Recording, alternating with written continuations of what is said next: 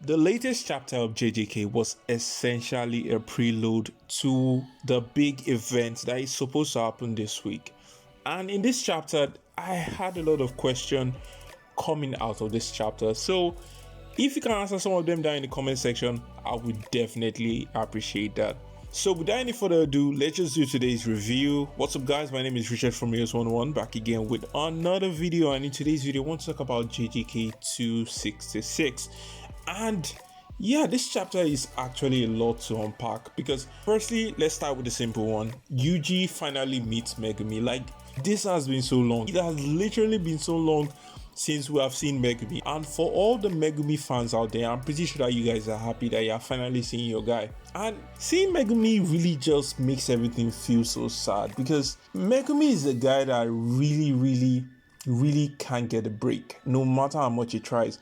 And it's just sad seeing the way Megumi explains to Yuji how he wanted life to be for him and his sister. And you can't help but feel sad for Megumi. Like, he tells Yuji how he wants his life to be. He tells Yuji how he would have loved his sister to have a very safe and secure life. In fact, he even says that he would have been happy if somebody like Yuji ended up dating his sister. Which is, well, like I originally said, Yuji is a cool guy. So I think Megumi is in the right headspace to actually want that from Yuji. And we finally go back to the fight with Sukuna versus Yuji. And Sukuna uses his Aloe basket.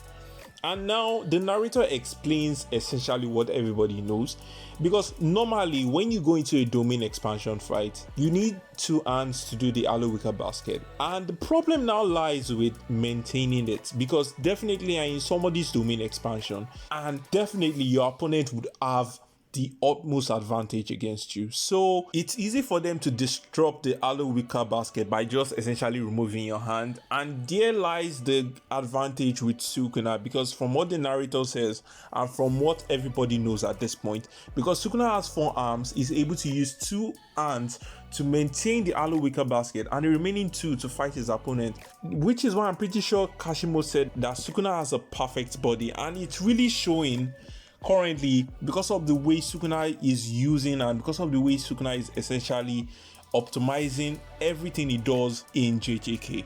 And so Sukuna ponders and says to himself that he can't really use the technique that Gojo used, which is destroying the section in your brain which holds your cause technique, then using reverse cause technique to actually heal that section.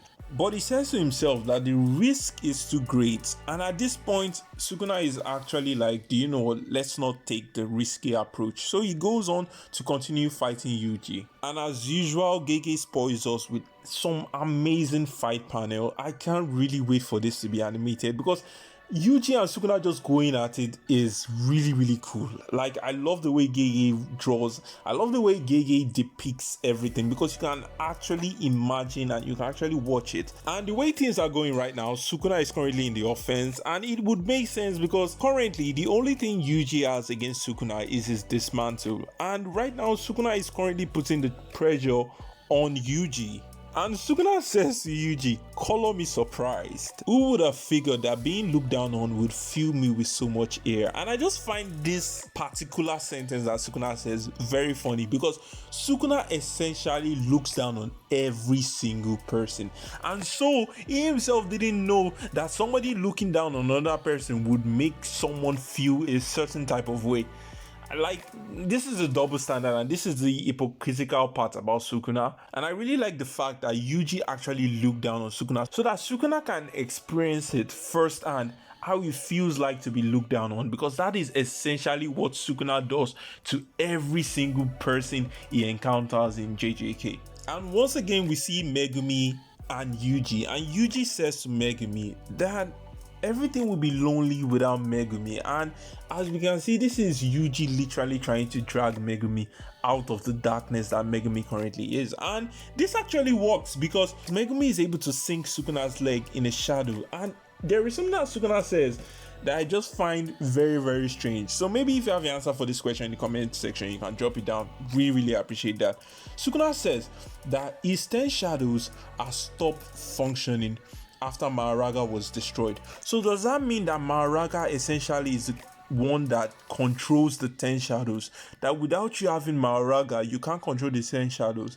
And if Sukuna can't use the 10 shadows, then how is Megumi able to use the 10 shadows? Does it mean that Sukuna's 10 shadows and Megumi 10 shadows are two separate things? Because then would that mean that Megumi has his own separate Mahoraga? Because like, I'm a bit confused about that. So if you think you have the answer, you can write it down in the comment section. I would definitely love to hear from you guys.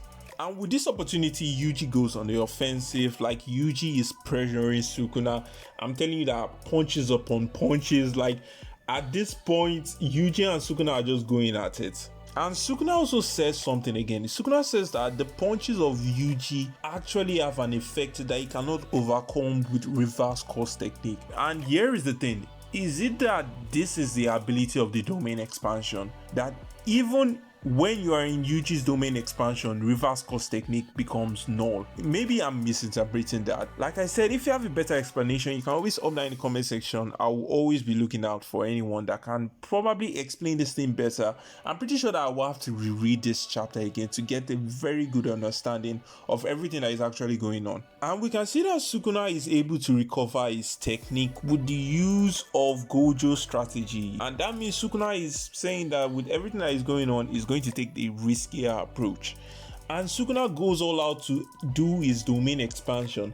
And then we get something. In the next page, we see Sukuna's finger. And now this is the thing that is confusing me, because we thought that Rika ate Sukuna's finger. So is it that Rika actually ate Yuji's finger? Because you know, the first one, that was what Sukuna used to transfer himself from Yuji's body to Megumi's body. So it would make sense that that is what happened to the first finger. So for the second one, is it that Yuji actually fed that finger to Rika, and that was how Rika was able to learn Sukuna's course technique? Because I'm a bit confused right now.